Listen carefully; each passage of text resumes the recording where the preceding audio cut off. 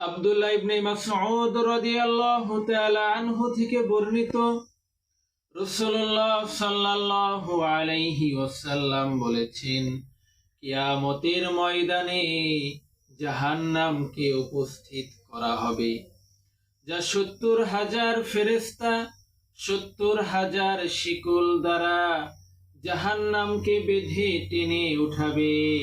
হাদিসে আরো রয়েছে, হযরত আবু হুরায়রা রাদিয়াল্লাহু তাআলা আনহু থেকে বর্ণিত, রাসূলুল্লাহ সাল্লাল্লাহু আলাইহি ওয়াসাল্লাম বলেছেন, জাহান্নামের আগুন দুনিয়ার আগুনের চেয়ে 70 গুণ বৃদ্ধি করা হবে। তখন সাহাবায়ে কিরাম বললেন, হে আল্লাহর রাসূল সাল্লাল্লাহু আলাইহি ওয়াসাল্লাম, জাহান্নামের আগুনকে দুনিয়ার আগুনের চেয়ে 70 গুণ কেন বৃদ্ধি করা হবে?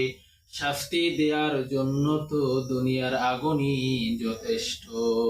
তখন রাসূলুল্লাহ সাল্লাল্লাহু আলাইহি ওয়াসাল্লাম তিনি বললেন, জাহান্নামের আগুনকে দুনিয়ার আগুনের চেয়ে 69 গুণ বৃদ্ধি করা হবে।